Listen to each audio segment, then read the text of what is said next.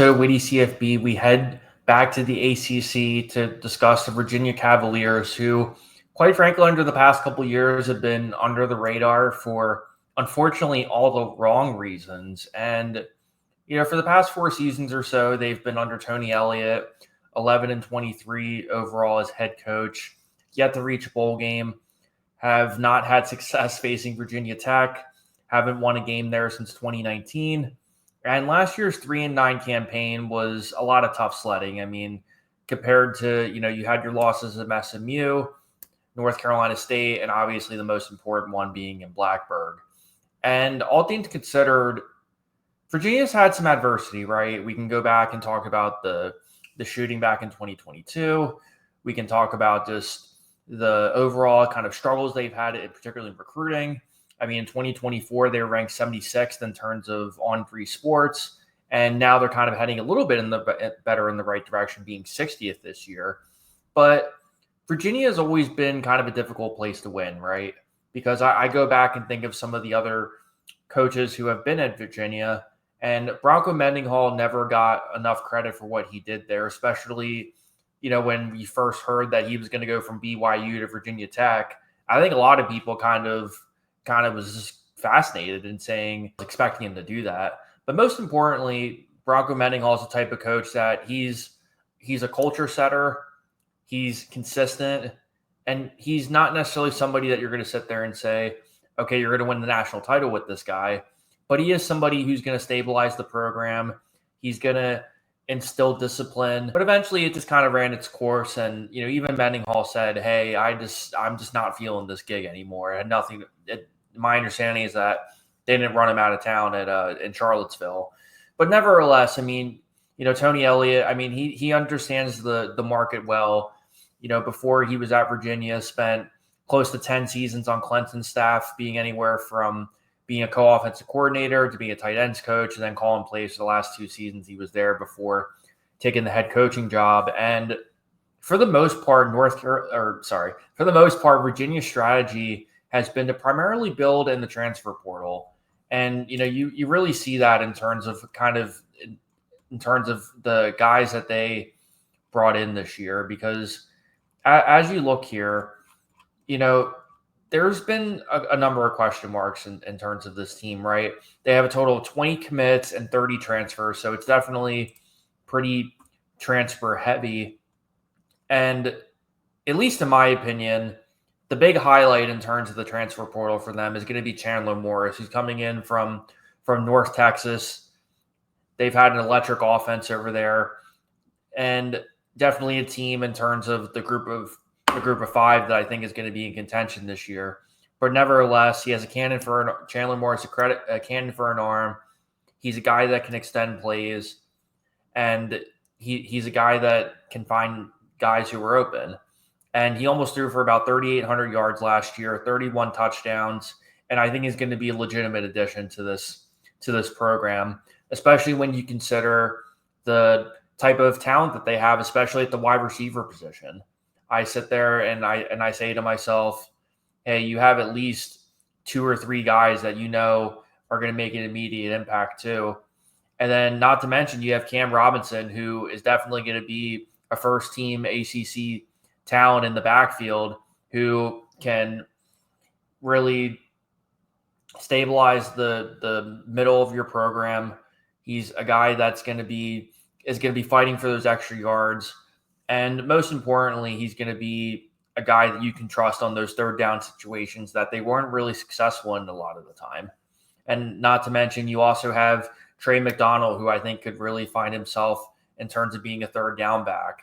And you also have James Jackson, too, who I think could be a solid contributor. And I think somebody, too, that definitely adds depth in a lot of situations, too, because I think it's the one thing that Virginia has kind of struggled with in terms of the past couple seasons is that they really haven't been able to, one, gather the depth that they need, especially when there's ever been an injury scare. But most importantly, they've had a lot of situations where they just haven't really been able to run the ball very successfully. Virginia ran the ball. Anytime they ran the ball over 170 yards, they won 3 times. All 3 times they won. Whenever they rushed for less than 170 yards, they went 2-7.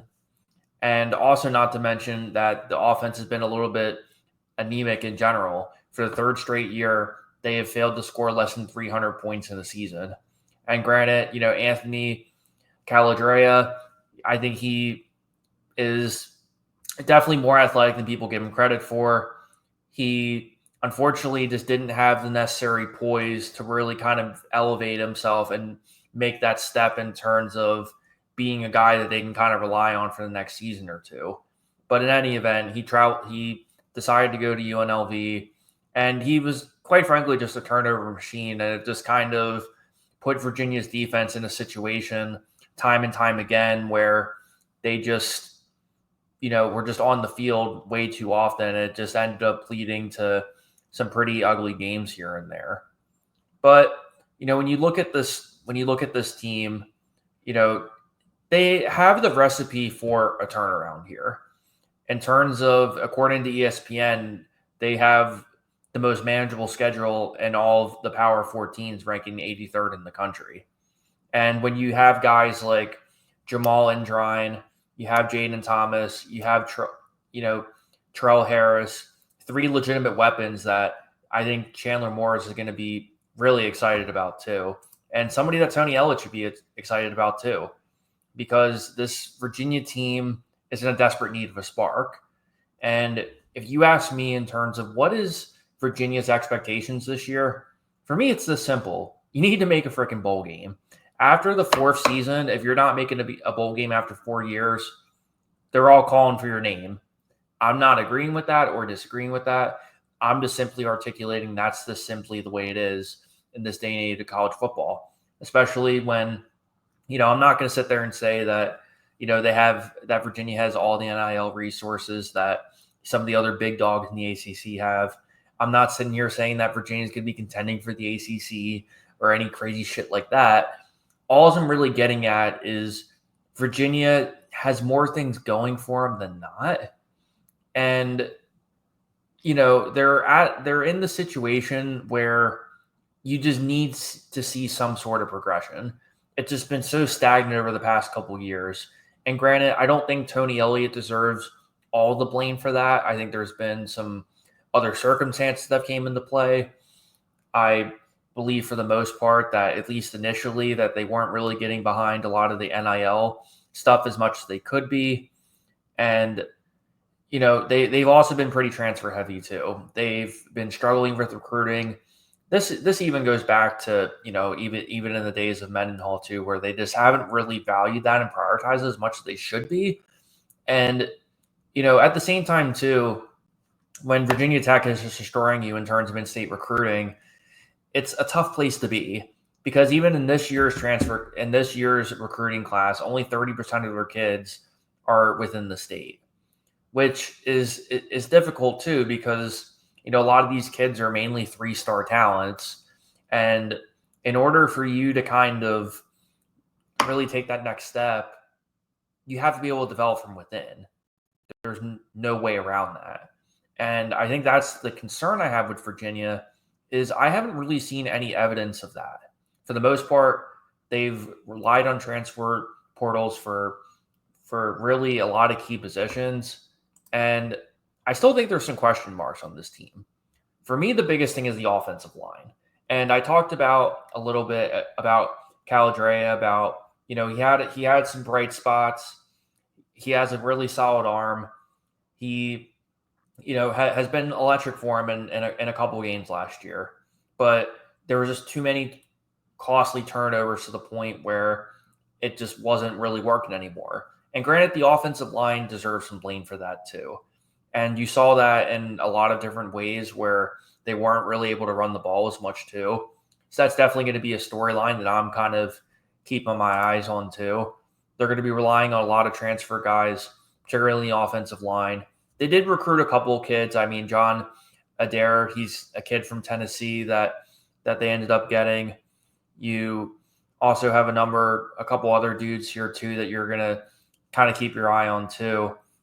I mean, for example, I even sit there and say you have Josiah Abdullah, 3-star kid coming out of Atlantic, Georgia. He could be a kid with a season or two, you give him a little bit more patience, a little bit more development, and you kind of go from there. But another question I have in terms of this defense, and there's a lot of different ways that I can go with this, but I particularly want to focus more on the secondary. And I think that's really been the big key, the big concern that you kind of have to look with Virginia.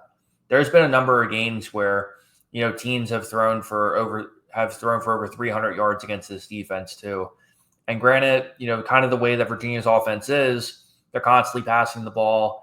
They're kind of a quick tempo team. And that to some degree, you are going to have that kind of element of it, right? Because, at the end of the day, it's not, Tony Elliott has earned his stripes. He's a two-time national champion back in 2016 and 2018 as an offensive coordinator. He was the primary play caller from 2015 to 2021. So I guess what I'm kind of excited about is, how much more of Elliott's influence are we really going to get in terms of this offense too? Because at the same time too, I think it's the one thing I've always given Tony Elliott credit for is, when he decided to take this Virginia job, I mean, he was definitely a guy that a lot of other teams were calling for. Even, back in 2021, he was a big deal as well. I mean, even Duke was definitely coming after him too. But overall, there's going to be some tough sledding for them. They do have a very manageable schedule, particularly within the ACC. I mean, I remind myself too that you have NC State, which I think they can come back and possibly win that game early in the year. Especially that would be a big statement win to win there. You do play Stanford as well, September 20th. So there's definitely a possibility that they can even start 4-0, maybe even 5-0 if Florida State ends up really slipping. So if they can start off 4-0, take care of, obviously Louisville is going to be a tough game, but if they can pull off a couple games against Washington State, against UCal and Wake Forest, I wouldn't be surprised if this ends up being a team that ends up winning 6 games this year. However, you do have some tough road games. I mean, Louisville, North Carolina, and UCal, those are all going to be some really difficult road games, especially towards the end of the season. But I think most importantly, this year is really about, 1, proving that the offense can come together, 2, seeing if this offensive line can improve and being able to develop from within. But most importantly, you got to be able to make a bowl game.